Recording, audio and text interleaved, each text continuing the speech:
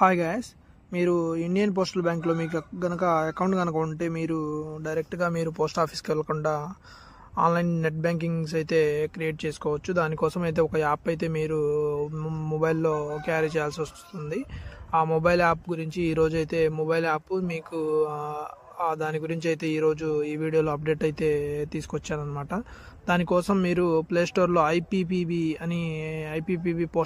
Postal అని కొడితే మీకు సెర్చ్లో ప్లేస్టోర్లో మీకు యాప్ వస్తుంది. మీకు స్టార్టింగ్లో నేను చూపించాను కదా ఆ యాప్ ఓపెన్ చేసిన తర్వాత మీరు మీ net bankings user ID password ద్వారా మీరు ఫస్ట్ టైం వెళ్ళినప్పుడు మీకు యూజర్ ఐడి లాగిన్స్ అనేది క్రియేట్ చేసిస్తారు వాళ్ళని అడిగితే. దాని ద్వారా అయితే మీరు ఆ యాప్ యూజ్ చేసుకొని మీరు ఆన్లైన్ సర్వీసెస్ ప్రతిసారి పోస్ట్ ఆఫీస్కి వెళ్లకుండా మీరు ట్రాన్సాక్షన్స్ అయితే చేసుకోవచ్చు అనమాట. ఆ మొబైల్ యాప్లో ఏంటంటే మీకు యూజర్ ఐడి పాస్వర్డ్తో లాగిన్ అవ్వాల్సి ఉంటుంది. ఆ లాగిన్ అయిన తర్వాత మీకు ఒకవేళ మీరు ఆన్లైన్ సర్వీసెస్ వస్తాయి. ఈరోజు ఈ వీడియోలో మీరు లాగిన్ కనుక మర్చిపోతే అవి ఏ విధంగా తెలుసుకోవాలి, కస్టమర్ ఐడి అనేది చాలామంది మర్చిపోతూ ఉంటారు. దానికోసం వీడియో చేయమంటే నేను ఈరోజు ఈ వీడియో చేశాను అనమాట. కస్టమర్ ఐడి మర్చిపోయినప్పుడు మీరు కస్టమర్ ఐడి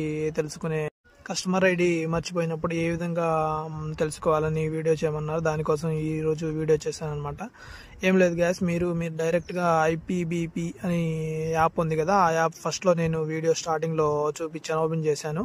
ఆ యాప్ ప్లేస్టోర్ నుంచి మీరు డౌన్లోడ్ చేసుకోగానే మీరు లాగిన్ అవ్వాల్సి ఉంటుంది. మీరు లాగిన్ అయ్యేటప్పుడు ఇన్కరెక్ట్ క్రెడెన్షియల్స్ అని మీకు చూపిస్తుంది. మీ నెట్ బ్యాంకింగ్ అది కస్టమర్ ఐడి కనుక రాంగ్ మీకు తెలియనప్పుడు దానికోసం మీరు అది తెలుసుకున్నట్టుకు మీకు 2-3 సోర్స్ ఉన్నాయి, 2-3 వేస్ ఉన్నాయి. అవి ఏ విధంగా ఈజీ అయితే అవన్నీ మీరు యూజ్ చేసుకోవచ్చు. దానికోసం మీరు ఆన్లైన్లో డైరెక్ట్గా యాప్ ఓపెన్ చేసిన తర్వాత మీరు కింద ఫర్గెట్ పాస్వర్డ్ దాని కింద వచ్చేసి మీకు హెల్ప్ అని వస్తుంది. దాని మీద క్లిక్ చేసిన తర్వాత ఈ విధంగా ఈ పేజ్లోకి పాపప్ అనేది డైరెక్ట్గా ఈ పేజ్ తీసుకొస్తుంది.